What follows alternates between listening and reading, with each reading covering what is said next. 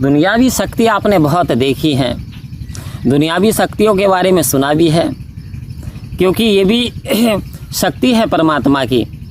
आपने देखा इस वर्ष में आंधियाँ बहुत आ रही हैं, तूफान बहुत आ रहे हैं, बड़े बड़े हैवी, बड़े बड़े लॉन्ग पेड़ जो हैं, वृक्ष हैं, वो टूट करके शाखाएं नष्ट होते चले जा रहे हैं, वो गिर जाते हैं, तहस नहस हो जाते हैं, कहीं टीन उखड़ गई, ये कहीं छप्पर चले गए, विकराल रूप आंधी धारण कर लेती है। तो ये भी एक शक्ति है, ये भी परमात्मा की शक्ति है। परमात्मा यदि इशारा दें तो एक इशारे में ये जो मकान है पतंग की तरह उड़ जाएंगे। यदि 500 किलोमीटर प्रति घंटा की रफ्तार से हवा चले, आओ संत महात्माओं, यदि 1000 किलोमीटर की चल गई तो क्या होगा, कल्पना कीजिए कहाँ से आई शक्ति। इस परमात्मा की शक्ति है हवा भी। सूर्य जो कि दुनिया को रोशन कर रहा है, जो कि उष्मा देता है, ताकत देता है, फसलों के पैदावार होने में सहायक है, यानी हर कार्य में सहायक है, इसमें तेज किसका है? तेज है परमात्मा का, शक्ति है परमात्मा की। और संत महात्मा यूँ कह सकते हैं सूर्य, चांद, सितारे, वायु, जीव, आकाश, ये सब परमात्मा की शक्तियाँ हैं और परमात्मा की कृपा से चलती हैं, परमात्मा के इशारे से निकलती हैं, परमात्मा के इशारे से छिप जाती हैं। तो कह सकते हैं शक्तियाँ बहुत हैं, परंतु कह रहे हैं संत महात्माओं के पास भी एक सुपर शक्ति हुआ करती है। जो कि संत होते हैं वो शांत होते हैं, जो संत होते हैं वो सरल होते हैं, जो संत होते हैं वो सहज होते हैं, जो संत होते हैं वो सहन करने की क्षमता होती है। तो आओ संत महात्माओं, आज बात करेंगे सहन शक्ति। सहन शक्ति बहुत ज़रूरी है आज के समय में, क्योंकि आग लगी आकाश में, झरझर गिरे अंगार, संत ना होते इस जग अंदर तो जल मरता संसार। इस जग की बात चल रही है, दूसरे जग की नहीं, संसार की बात चल रही है। ये सूफी और संत, ये संत महात्मा साधु यदि संसार में ना होते, यदि ये ज्ञानी पुरुष, रब्बी पुरुष संसार में ना होते तो संसार कब का नष्ट हो गया होता। क्यों? क्योंकि जिसमें मैं मेरी का मान होता है, जिसमें अहंकार होता है, वहाँ लड़ाई दंगे फसाद एकदम बढ़ करके चढ़ करके तैयार हो जाते हैं। एक बार की बात है, सहन शक्ति होनी भी चाहिए, जिससे सारे विवादों ही मिट जाते हैं ज़्यादातर सहन शक्ति से। यूँ कहें कि 50% विवाद खत्म हो जाते हैं, तो कोई अतिशयोक्ति नहीं है। एक बार की बात है कि सुकरात अपने शिष्यों के साथ चिंतन में डिस्कशन कर रहे थे, चिंतन चल रहे थे, कन्वर्सेशन हो रहा था, आत्मा परमात्मा के बारे में बात चल रही है। पत्नी ने कहा जी खाना खा लो, पत्नी ने कहा खाना खा लो, आपने इशारा दे दिया भी खा लूँगा थोड़ी देर बाद। फिर पत्नी ने कहा खाना खा लो, फिर इशारा दे दिया थोड़ी देर बाद खा लूँगा।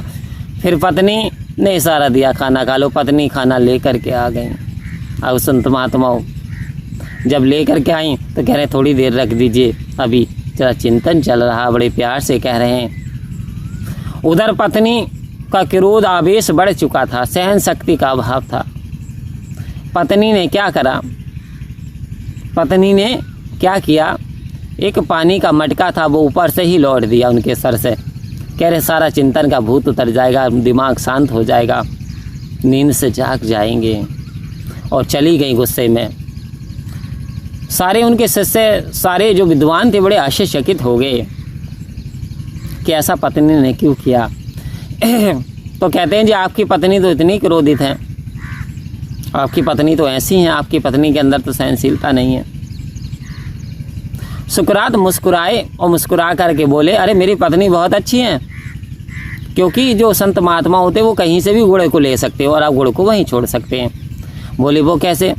कहते अभी तक तो मेरी पत्नी देखो मुँह से ही कुछ ना कुछ कह रही थी, बड़बड़ा रही थी, पूरा दिन ये होता वो होता, दुनिया भर की बातें बता रही थी। लेकिन मेरी पत्नी गरजती भी है और बरसती भी है।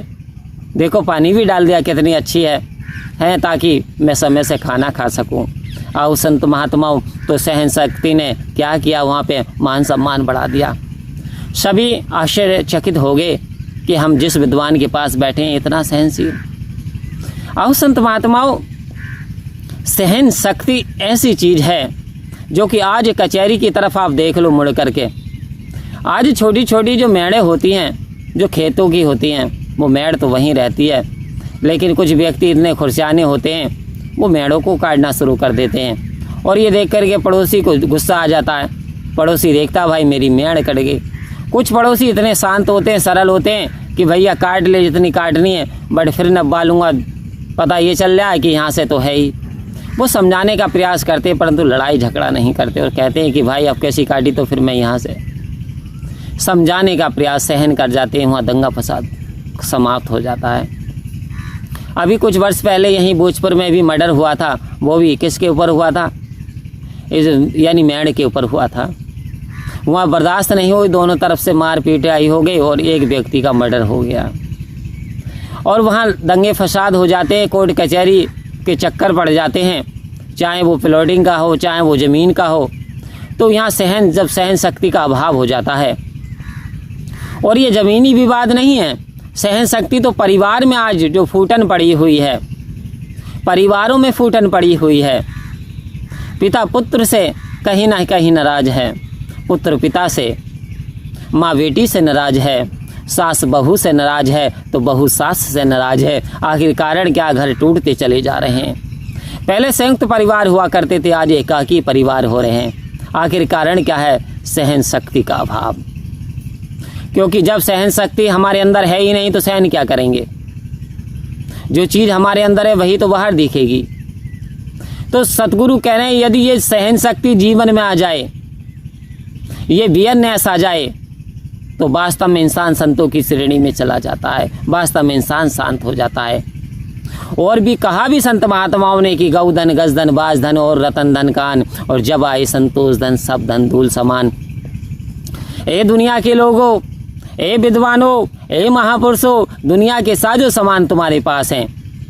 गौ धन है यानी तुम्हारे पास हजारों गाय हैं चाहे भैंसे हैं, हाथी पालते हो, ताकतवर हो, बाजुओं में जान है चाहे आपके कितने पुत्र हैं, चाहे कुबेर से खजाना भरा पड़ा। गौ धन गज धन बाज धन और रतन धन का रत्नों से यानी आपकी खान भरी पड़ी है। परंतु कह रहे हैं जब संतोष धन आ जाता है तो सारे धन धूल के समान हो जाते हैं संत महात्माओं। फिर संतोष मिलेगा कहाँ, मिलेगी कौन सी मार्केट से, आखिर बिकता की क्या रेट है, कौन से भाव है, ये जब मिलता कैसे है संत महात्माओं। तो सहन शक्ति किसी बाजार से मार्केट से नहीं मिल सकती, ये तो मिलती है सतगुरु के द्वारा, ये तो मिलती है वाणी के द्वारा, ये तो मिलती है प्रेम के द्वारा, ये तो प्रकट होती है दया के द्वारा, ये तो आती है सहनशीलता से, ये तो आती है विनम्रता से। प्यार को अपना लो, भाषा को चेंज कर लो। क्योंकि यहाँ पे कबीरदास जी ने एक जगह लिखा, ऐसी वाणी बोलिए मन का आपा खोए, औरन को शीतल करे तो आपो शीतल होए। कह रहे ऐसी वाणी बोलो भाई मेरे, जो अपने लिए कड़वी होती है दूसरे को भी कड़वी लगेगी, जो अपने लिए मीठी है दूसरे को मीठी लगेगी। तो मीठी वाणी का प्रयोग करो, क्योंकि वाणी एक ऐसी वस्तु है जो वापस नहीं लौट करके आती। जैसे बंदूक से चली गोली कभी वापस नहीं आती, मुंह से निकली बोली कभी वापस नहीं आती, बीता हुआ समय कभी वापस नहीं आता। तो मेरे भाई कड़वा वचन क्यों बोलते हो। संत महात्माओं ने कह दिया, भर जाते हैं गहरे घाव जो बनते हैं गोली से, पर वे घाव कभी नहीं भरते जो बने हो कड़वी बोली से।